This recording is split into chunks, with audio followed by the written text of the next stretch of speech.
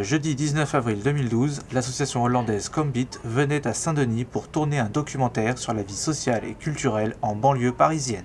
C'est dans ce cadre que ses membres sont allés filmer une interview d'Amandine, éducatrice à l'Abscisse, une association d'éducation populaire basée au quartier du Clos Saint-Lazare à Stein.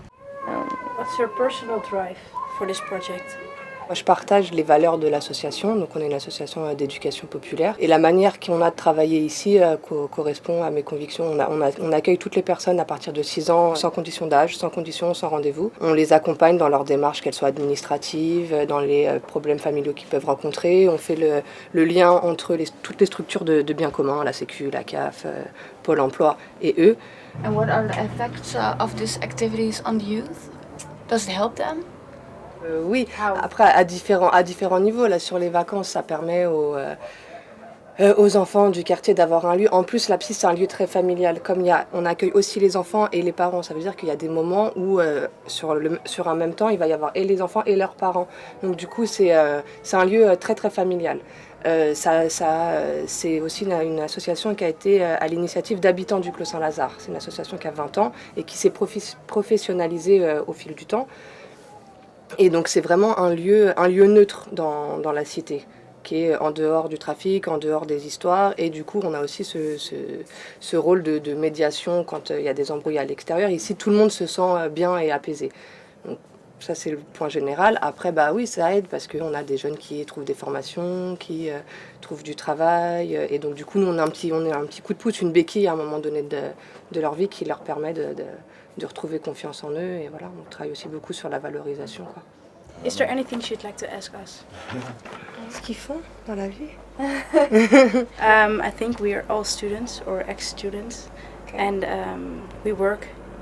That's it. And this project is something we volunteer to do, but it's great to see Paris. And when I speak for myself, I like that we get to see different side of the city, because for tourists, Paris is always a luxury city. It's a city of love, but we don't see the other side of it, and I think that's good, especially when you're young, to realize that there's other things out there. I like that. And we can show our communities what these communities are like, and I think if we show this, they will respect their own what is done for them.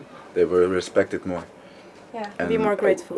Be more grateful for it, because we have democracy and we have social budgets, a lot of them, and we want to show them how it's like here in France, where you have to fight.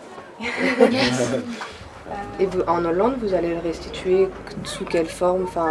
Auprès d'associations, auprès de vos facs, We're supposed to make a documentary about it, so docu, and it will be on the internet, and I hope they're going to stream it to maybe television or some other project.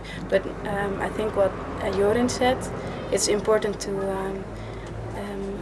most important for us is to show people that they should be grateful for what we have, because like you said, we have a lot of things you don't have here. So whichever way we show, we can show the difference, and I think that's good. And it would be nice if some press would pick it up to have a greater audience to look at it.